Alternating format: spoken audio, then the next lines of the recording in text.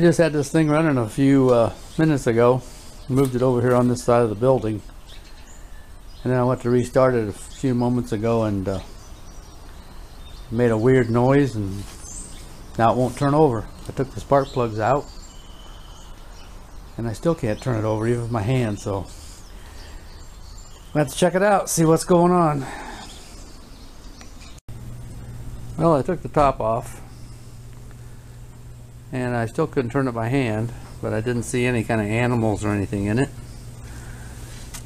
But then I saw some shavings down here by the starter, and I realized that the starter gear had come apart. Not come apart, but the teeth came off of it, and they were stuck in there.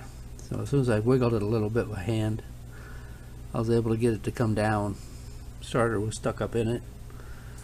I don't know if you can see it, but the teeth are all torn up. So I'm going to pull that starter off and put a new teeth on it.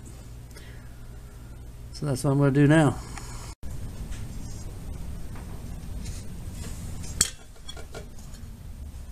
I got a bolt right here I took out easy, but then there's a bolt back here under the flywheel. I'm going to see if I can get it out without taking the flywheel off.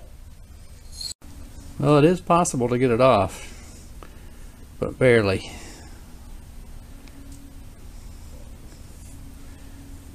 Without taking the flywheel off, that is.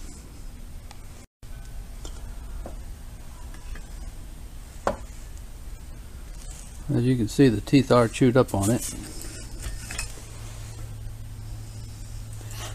And this starter has a little ring here. Let's do it. Right there. Just like a little compression ring. You got to pop it off of there. So I'll put the camera down and get that off of there and see if I got a gear for it. Okay, I popped that right off of there. Well, took a little force. Now we got this to take off. It just comes right off of here like this.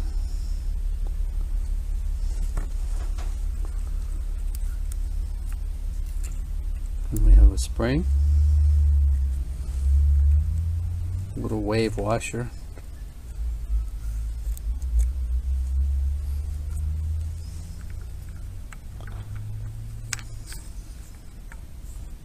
then the gear, and right on it says this side up. Let's see if I've got a new one. This particular starter took a gear with 16 teeth. You notice I marked one of them. I marked that as number 1, and I counted around, and I counted the other one.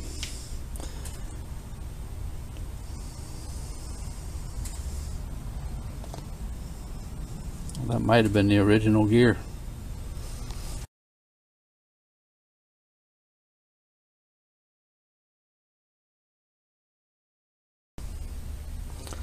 So once you make sure you got the right number teeth, and make sure that this gear is this side up, goes right on like this.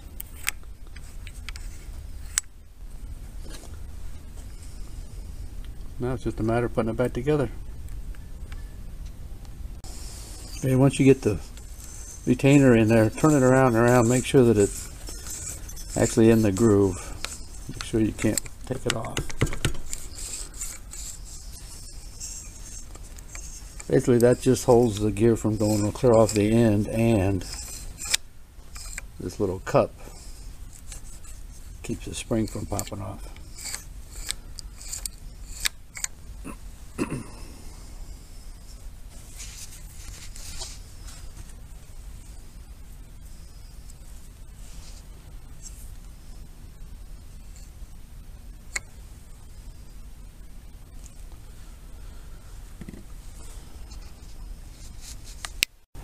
Okay, I got that bolt started. I've turned it at least 2 or 3 turns to make sure it is threaded in there correctly.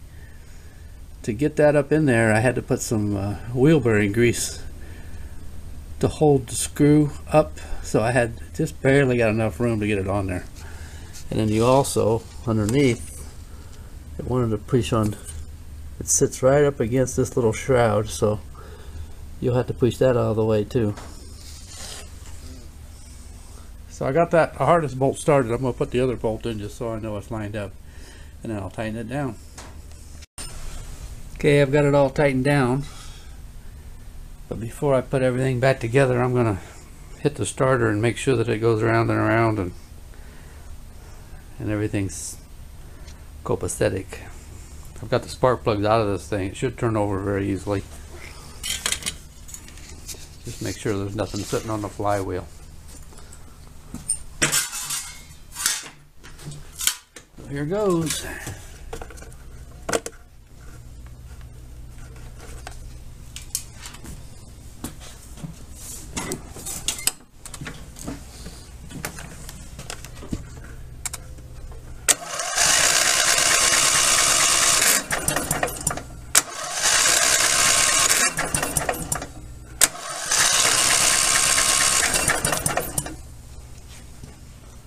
Now it's just a matter of putting the covers back on it, making sure it'll start with compression.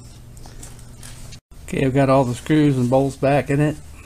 Electrical hook back up. Let's give it a try. Here goes.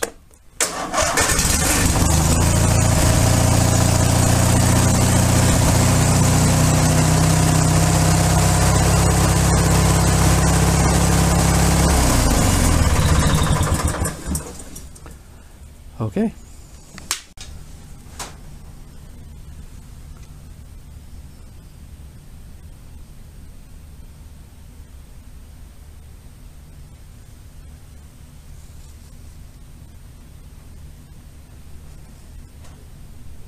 Well, I thought I was all finished just when I started it up. It did start up okay, but I noticed that it wasn't charging, and this diode had come unplugged. It was kind of loose, so I plugged it back in and put a tie wrap around it to hold it there. It's got some little teeth, and evidently they're not very strong, so I just added this little tie wrap. And then of course it wouldn't move, and I'd forgotten to take this towing. What it does, it disengages your hydrostatic drive, so that has to be in like that. Now it should move. Once I get it started, this needle should go up a little bit. The battery's not that dead. It should move a little.